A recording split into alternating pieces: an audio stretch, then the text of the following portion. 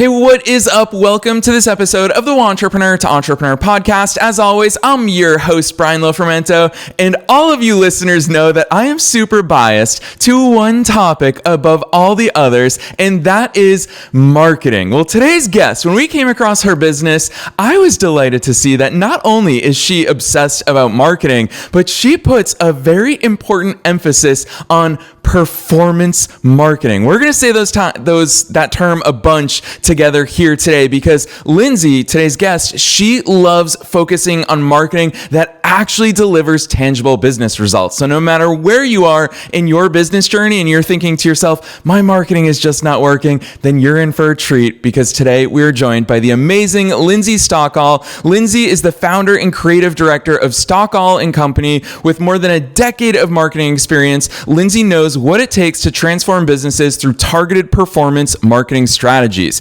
Inspired by the vibrancy of the entrepreneurial community in her hometown in Nova Scotia, Canada, Lindsay launched Stockall & Company to deliver an approach that marries partnership, expertise, and experience to deliver results. Now, I'm going to tell you this before we dive into my interview with Lindsay, is that I love the fact that her client portfolio is so diverse. We're talking different industries, different business models. She's got clients in wellness and beauty, food and beverage, travel and tourism, nonprofits, retail, healthcare, professional services, you name it. So if you ever have that thought of, well, my business is different, so this marketing isn't going to work for me, Lindsay's going to lift the lid off of all of that. I'm not going to say anything else. Let's dive straight into my interview with Lindsay Stockall.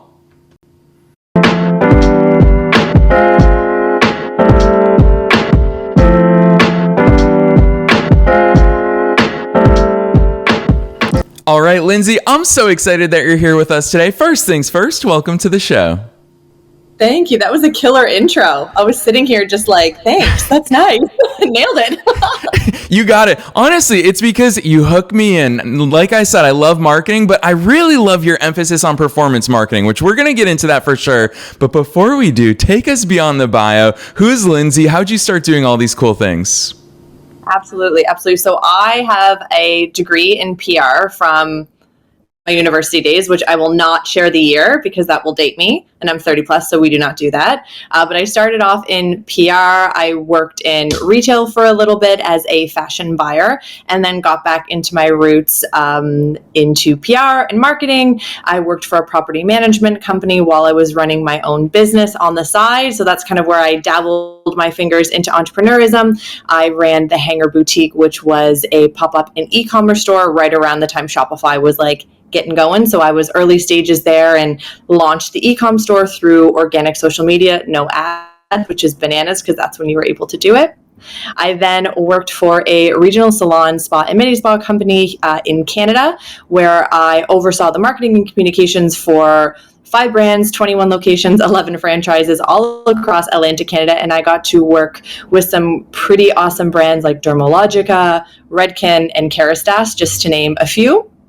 And then from there, as you know, COVID kind of changed the landscape for everybody. And during that time, I launched my business, started off as just a freelancer, as a bit of a means to an end, in between the layoffs of corporate and trying to get through COVID. And the entrepreneur bug just like really bit me again quite hard. And I just leaned into it. And here we are, about 3.5 years later, my business went from a one-off of me, and now I've scaled it to a global clientele, as you mentioned, some of the industries we now work with, and we have a team of 12. Yes, I love that overview, Lindsay. I think it so exemplifies your commitment and your drive towards growth, and huge kudos to you for all the things that you've built and all the things that you're continue to build. I absolutely love that. But what really stands out to me is someone who I started my first business back in 2008, and it was a soccer blog that grew beyond my wildest dreams. So when you talk about the game has changed, back then, I never ran a single dollar in paid ads, but it was possible to grow that way. SEO was like the easiest game to win back in 2008. Obviously, things have changed, but I do think that gives people like you and I an unfair advantage. We've got different perspectives. We've got tools in our arsenal that people may not have if they just get started today. So with all of that in mind, paint that landscape for us. You've been in the marketing game for quite some time. How has it changed? What's different? Because people love to fearmonger and say, you're too late. The tide has already passed. Talk to us about how it's changed. Absolutely. The tide has never passed. As long as you have a great product, a great service, you have already some organic sales. All you need is a very strong marketing partner who can come in and build a strategy. And I mean, strategies can look different for every business, every vertical, as they should. Your strategy that you receive from a marketing agency should never be a cut and paste that looks very generic. It should be completely custom to your business and meeting your operational goals. I know we're going to dive into performance marketing and metrics there because that's something that I'm very, very, very passionate about. Every marketing dollar that we spend for our clients is very thoughtful. We want to make sure that with every day, every dollar we spend, whether that's through organic or paid, we are reaching those operational goals. Now, when you say how the landscape has changed, it is very different. As you said, you can no longer just, post once on Instagram and you're going to go completely viral. Organic content is a marathon, it is not a race. And same with search engine optimization, as you said, with SEO. On top of leveraging AI and what that looks like. So, and we could go down like so many wormholes here, but I guess my biggest piece here is its strategy and intent, right? Everything that you're doing should be strategic. Posting on Instagram is no longer a strategy. That is a tactic that is incorporated into your giant marketing plan. So that's what we really like to focus on when we are, just doing organic social or just content creation, where we're not doing multiple pillars of services for our clients to generate results. We always want to make sure that those are always connected back to the operational goals, and we're not just posting to make a post. Yeah, Lindsay, I'll tell you what, I love the fact that you're injecting into our conversation this early the difference between strategy and tactics. I'm gonna kick that back your way, but first I want to share an anecdote from Chess that when I would tune into business podcasts when I was just starting out, I couldn't tell the difference between strategies and tactics. Then when I picked up Chess, I saw a quote from a grandmaster who said, strategy is knowing what to do when there's nothing to do. Tactics is knowing what to do when there's something to do. And that gave me so much clarity on the chessboard. If there's a free piece to take it. That's a very simple tactic. But knowing what to do in that longer term, that is building a chess strategy, which is probably the hardest part about chess. And I think you hit the nail on the head. It's probably the same in your world where anyone can post on Instagram, but having that be part of a cohesive strategy is the hard part. Talk to us about that. And also I want to interject one more variable into this because I want to get inside your head here, which is I'm going to throw you all the loaded questions today because we're talking marketing. But that is, tell us what's on the menu, because when we think about tactics, everyone loves to talk about posting on Instagram. Everyone loves to talk about TikTok's new algorithm and how that works so differently from all the other platforms. What are all the different things in your marketing mix that create those tactics? So take us away however you want to. Strategy and tactics, the marketing mix, we're here for it. You just asked me so many questions. I feel like I should have written them all down so that I could answer all of them. I guess the first thing that I want to comment on is you're right. Anyone can post on social media, and that's to where you'll see with where it comes to service providers and how they are adapting. Right? There is such a spike in quote unquote social media managers and content creators because it is so accessible for anyone just to post on social media, onto TikTok, onto Instagram, whatever your platform of choice is, right? It's very accessible. It's a click of a button. If you are running your own personal Instagram account, I can see how someone might think that, okay, now I'm a social media manager. That is completely untrue. And what we really do, and the difference between a strategy and a tactic, which is simply just posting, is connecting it to a KPI, right? A key performance indicator. So we have with our clients key metrics that we like to measure to make sure that we know that our content every week, we're in our clients' accounts every day, collecting data every week, summarizing that data, and then at the end of every month, looking at that data and identifying trends, and then leveraging those trends that are then going to influence the content calendars going into the next month. So that's the biggest thing, is identifying those KPIs, those key performance indicators that are going to drive those strategies and drive those tactics. So for organic social, for example, there's, a few top KPIs that we like to look at, which is, probably number one is website traffic, right? We're using Instagram, just for an example, to drive traffic to the website, to drive purchases, to drive opt-ins, whatever that operational goal is that platform plays in your overarching holistic marketing strategy. We want to use that platform to drive that metric. So when it comes to website traffic, what we like to look at is website conversion rate. So that's how many people visit your profile versus of those, how many people then click through to your website. That is like very, very, very bottom of funnel when it comes to Instagram success. For us, for the majority of our clients, is website traffic. Another one could potentially be lead generation, right? So driving to a landing page through an engagement, very, very, very heavy engagement strategy. So this is, again, why posting on social is a tactic, not a strategy. We're posting on social to generate engagement, to then leverage that engagement and pull those engaged audience members into your own platform, which we then send an email drip campaign out, or maybe we send retargeting emails out to. Do you kind of see how this is all kind of playing a picture in the overarching strategy just versus just posting to post? Does that make sense? Yeah, for sure. To me, the word that comes to mind is intentionality, Lindsay, where I'm just like, everything you're doing has a purpose. 100%. And it would be completely outside of my integrity to say we can absolutely guarantee results for your business, because if any agency or any service provider does say we can guarantee results, I can guarantee you they cannot, because we have no control of what someone else does, right? Unless we are driving bot traffic, if that makes sense. Yeah, for sure. Here's the thing, hearing you talk about all these things, I think a lot of listeners will think to themselves, well, yeah, I have posted and I have said, check my link in bio. People do all of these things because we see others doing it. And so we mirror them, whether we realize the intentionality behind what we're doing or not. And so with that in mind, what really I love about hearing you talk about these things is that not only does it have that layer of intention, but it just seems like what leads to what. It's almost as if you and I pop the hood of a car open and okay, well, the windshield washer fluid, it leads to here, so that one day when you push this button, it comes out here. And so you have all these different tools in your arsenal and that understanding of how they all fit together.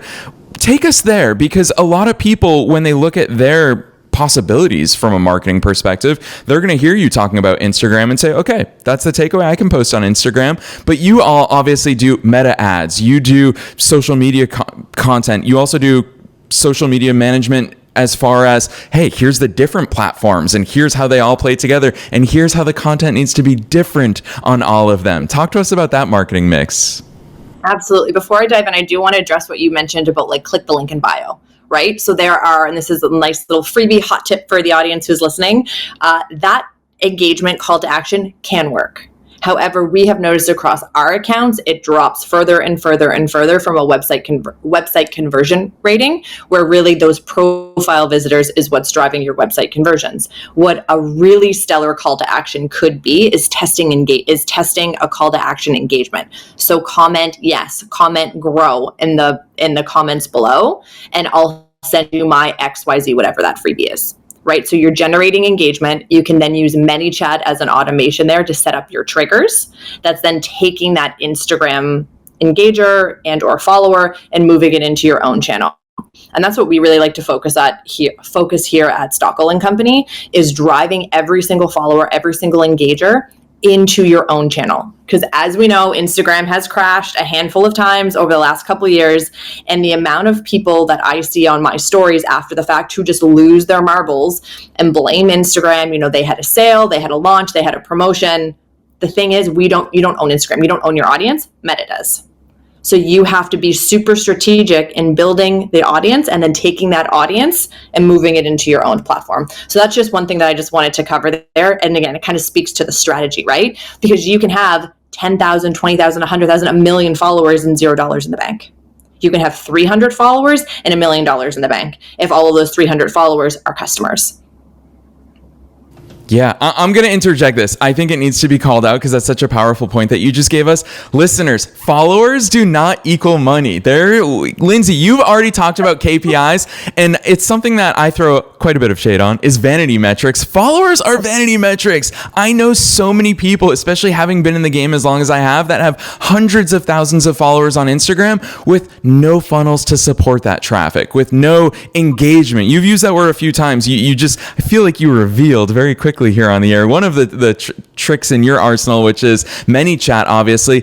Talk to us about that for listeners who have never actually supported their social efforts with a real strategy behind it. What's that stuff look like? Because I feel like you're alluding to it so clearly. Yeah, it's pretty awesome, especially if you are a small business or you have a limited resource marketing team.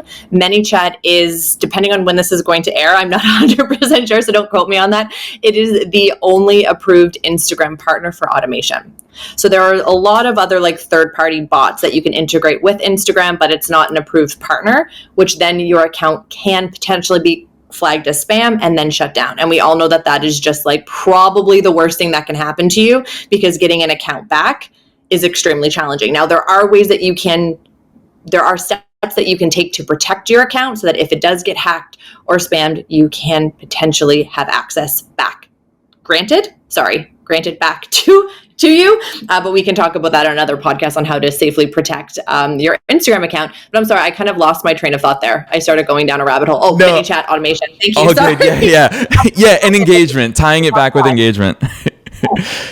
Yeah, because I think that's the key thing, is that what you're talking about, it's easy to just start making all of these rookie errors, and we've all done it, myself as well, who has gotten my account banned from time to time. So yeah, let's keep going down that hole.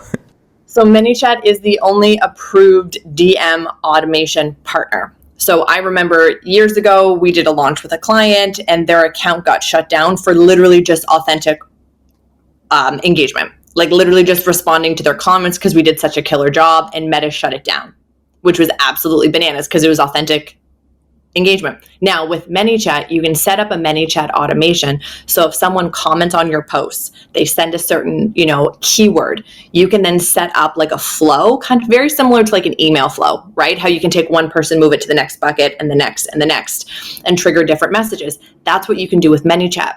So it not only helps you avoid the risk of being marked as spam, but it also alleviates a lot of work on your agency from a budget perspective, resource perspective, or your internal team as well. So that you actually don't need to sit there every 5 minutes, be like, OMG, did someone comment grow on my post? And then I have to send them a comment and then send them a DM. That's what ManyChat can do for you. So it is an absolutely fabulous tool to automate and save you more time in the long run, so you can work on your business and not in it.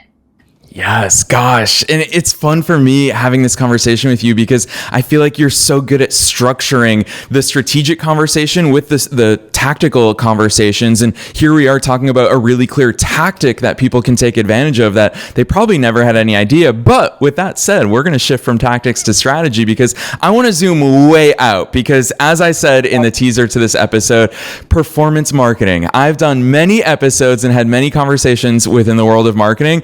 I've never quite seen someone with such a strong emphasis on that term, performance marketing. Lindsay, why is it so prevalent in everything that you do?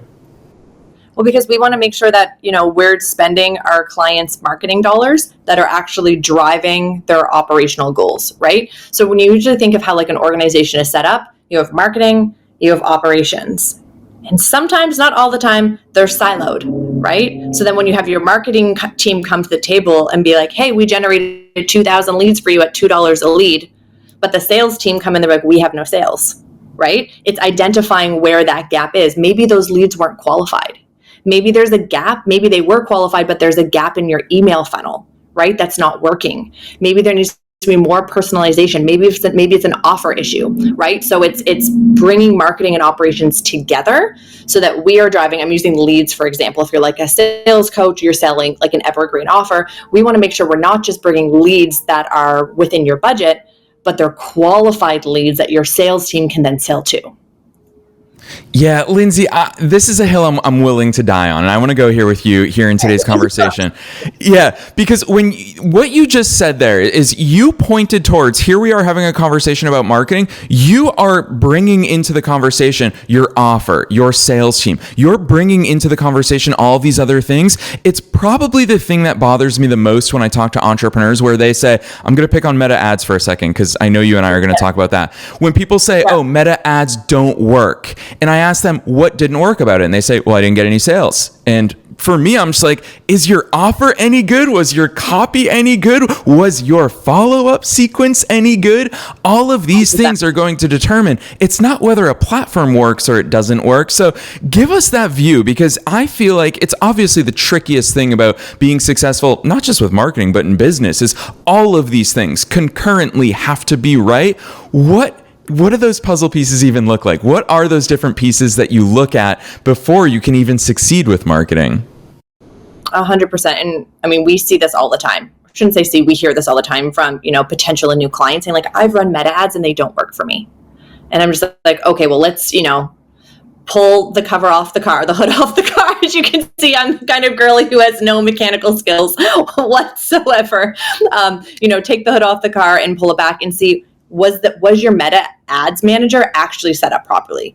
Do you have your conversion tracking set up properly on your back end to actually be able to showcase your return on ad spend from your ads? That's not always 100% possible, but was there at least an effort put into place?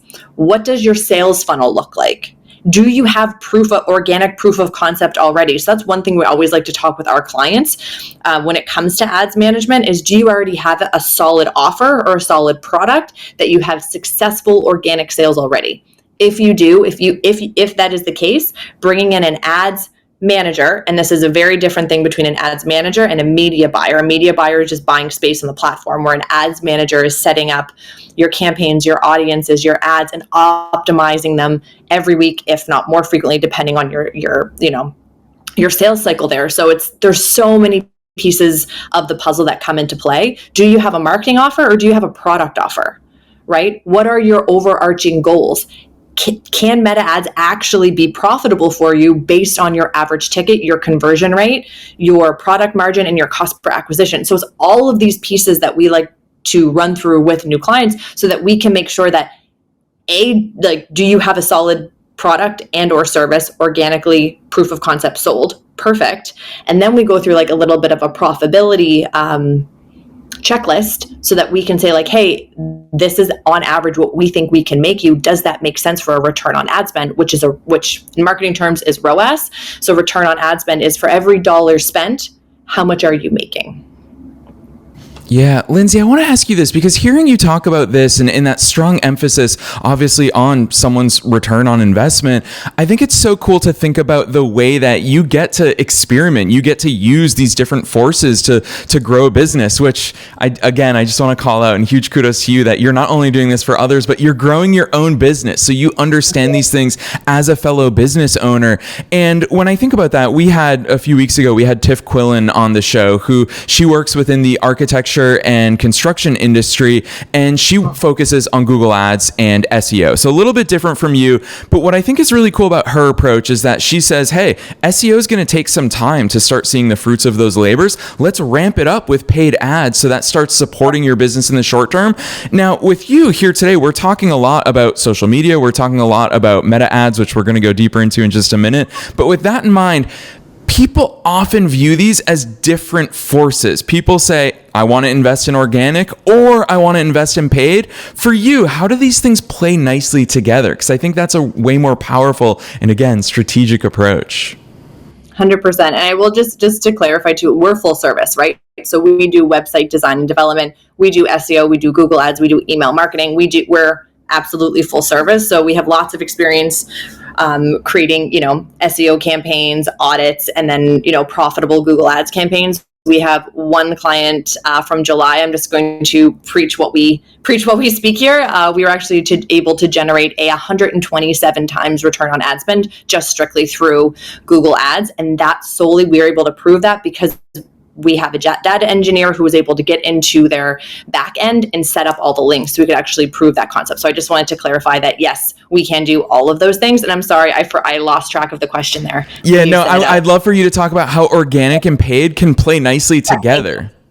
Thank you. Yeah, so what you said, your past guest, absolutely stinking nailed it. She's obviously an expert. He, she, or they is an expert in their field. But we always like to ask our clients when they come to us and be like, I want social, or I want a website, or I want ads. I always like to ask, what is your goal? Right? What is your operational goal? Why do you want ads? Why do you want social? Right? And then we can determine based on their goal what we feel like is going to be the best strategy and or tactic to meet that. And if they don't know, then we book, a 30 or 60 minute paid consulting hour to kind of peel back the layers of the onion to figure that out. Right? Because sometimes clients, if they don't have marketing background, they're a small business, or you're dealing with the VP of operations, or, someone in that level who isn't necessarily sure. They were just maybe told yes, we need social, but why? What is your goal? What is the metric that you are trying to achieve by using this budget, this marketing budget, to drive your goals? Right? If it is website traffic, so that's a lot of clients do come to us and be like, I want to be found organically, when they type in a certain keyword, but they don't have the SEO structure in place. They also don't have the traffic in place to perform an SEO audit to see if their website is actually like what the website actually needs.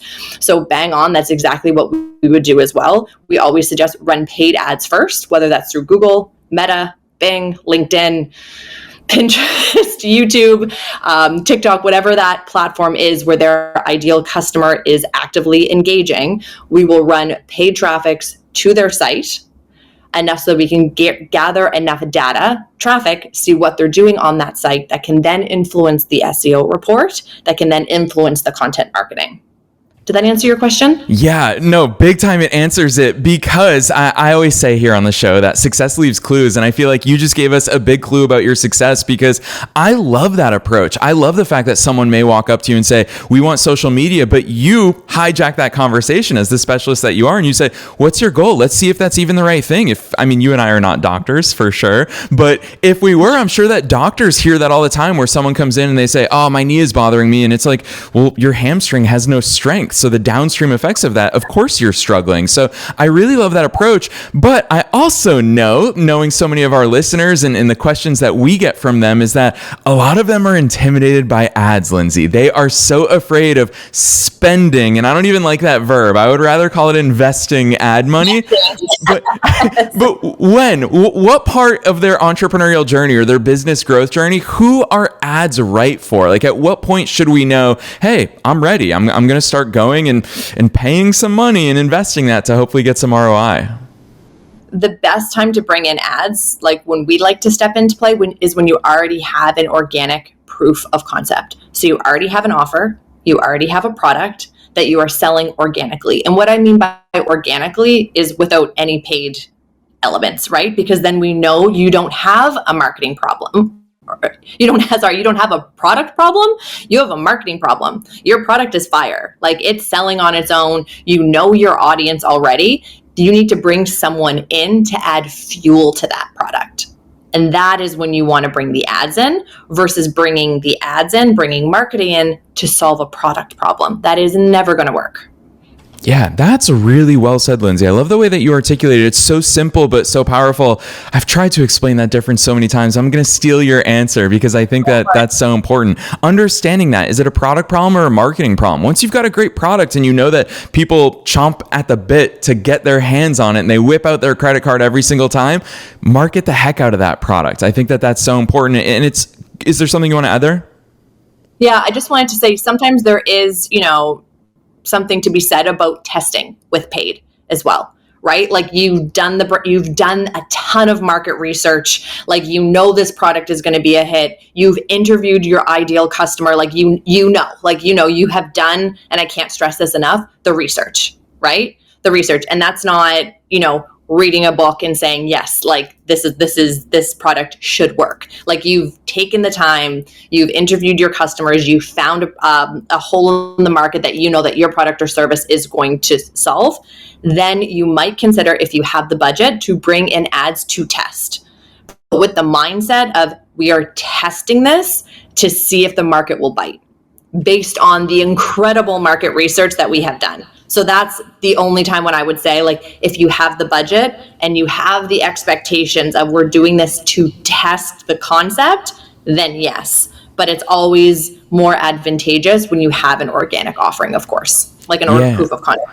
I think that's you called it a mindset, and I think it's exactly that. It's an important mindset to have, which is, you're paying in that case not for a return on investment. You're genuinely paying to test. It's real life market data and market feedback, and I think that's super valuable. Lindsay, because you've crushed that, I almost feel bad asking you this next question, but this is the first question that we get the most from listeners is, when should I be spending money on ads? How can I start getting that repeatable, scalable growth? But then the second question, this is the one that I feel bad for you, but you crushed the first one, so hopefully I can steal this next answer from you, which is, how much does it cost? How much should I spend on ads? There's no one way to answer it, Lindsay, so I always struggle with it. You take it away.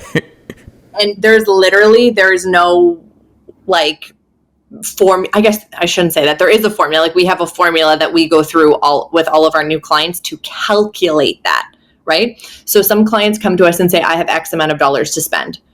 That usually is a good start when you're looking at like PPC, like Google. right? Because unless you are investing upfront in the strategy and the keyword development to understand what the competitive ad spend is on the keywords that you know are going to drive qualified traffic to your site, if that makes sense.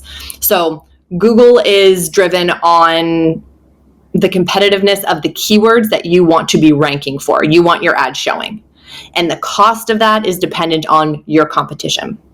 So for example, if you're competing for a keyword where against a enterprise global organization with a $20 million budget, that's going to be very difficult for a small business to compete on that, right? However, where the proof might be stronger is if you continue to run branded ads with some strong visibility meta ads in the background to kind of build up your brand awareness.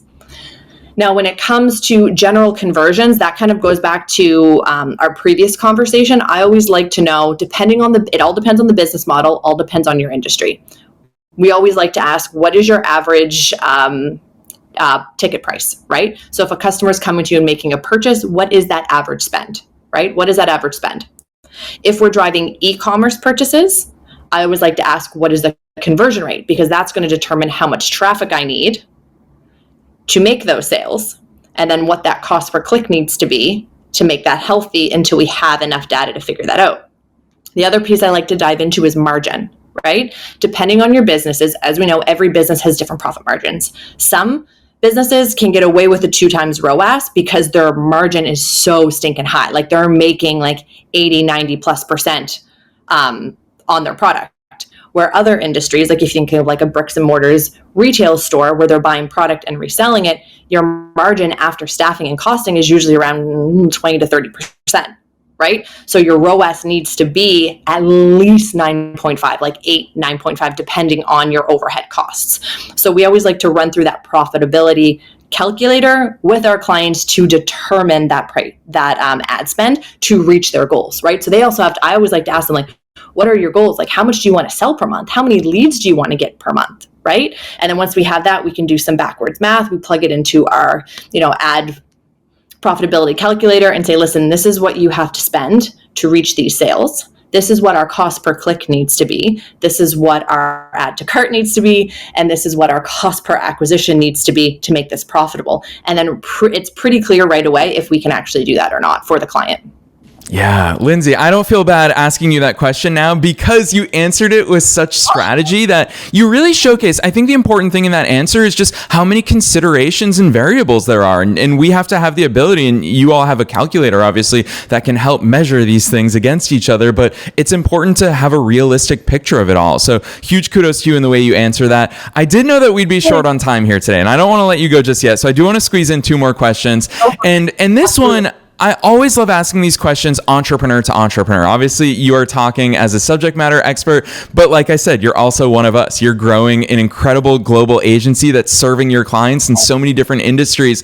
With that in mind, here's the thing, Lindsay. I want to ask you this because I think it's incredible that you've been able to, this is hard to do, not only build and scale a team, that you have this growing agency that is far bigger than just you yourself now. Like when you started out, you've built that into a global agency. However, you've also still maintained that personal touch. I think it's so evident when someone lands on your website, which we're going to drop that link in just a minute, listeners. It is Stockall and Company, all spelled out, very easy. We'll talk about that in just a minute at the close of this episode. But when someone comes to your website, Lindsay, it feels like you are, I mean, the word boutique is in there, but it feels like you are an extension of your clients' teams. Like you are just as excited about their products as they are.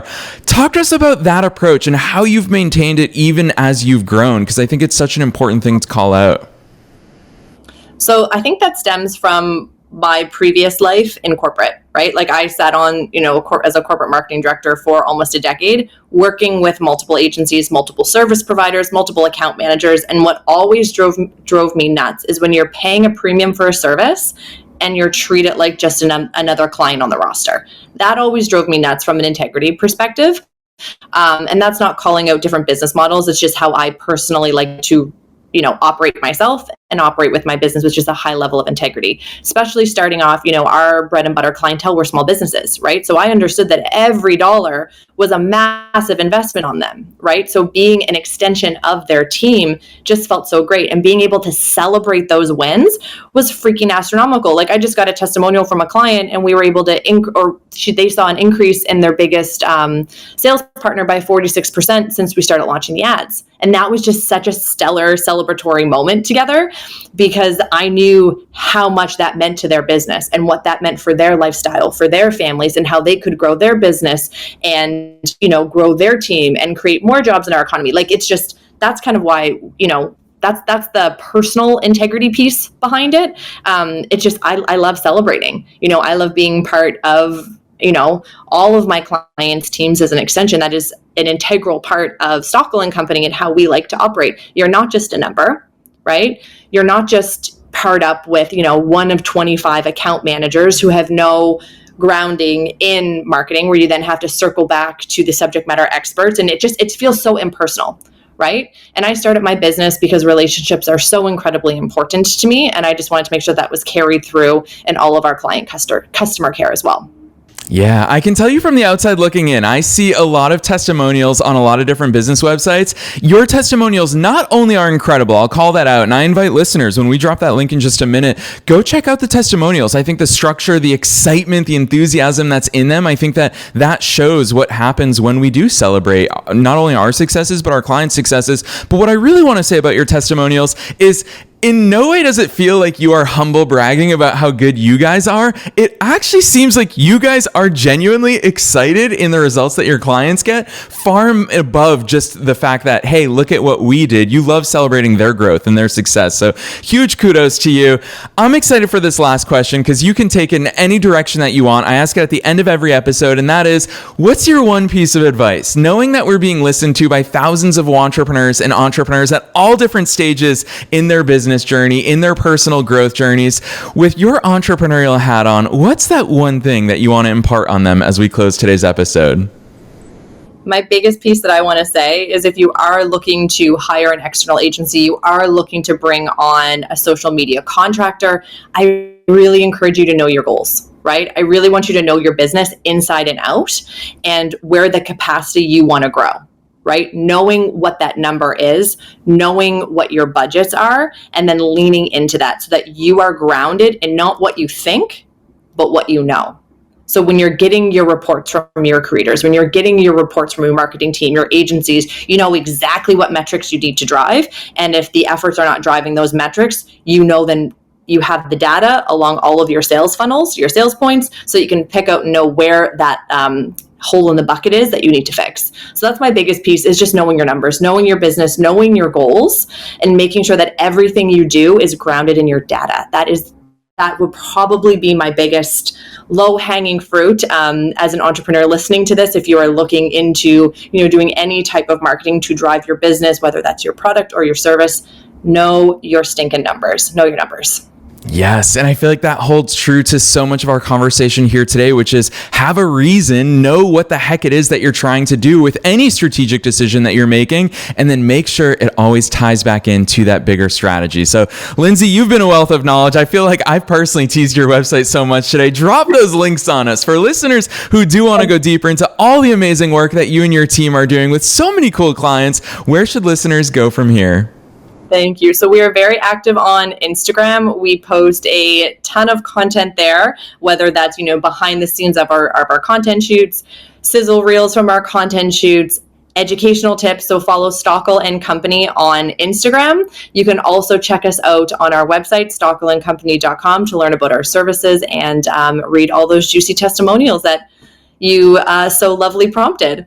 Yes, for sure. Listeners, you already know the drill. We were making it as easy as possible for you to find all of Lindsay's links, her socials as well, down below in the show notes, no matter where it is that you're tuning into today's episode. Scroll right on down. You can click through. You don't have to remember any of these links if you're on the go. So Lindsay, on behalf of myself and all the listeners worldwide, thanks so much for coming on the show today. Thank you so much for having me. It was a blast. Thank you.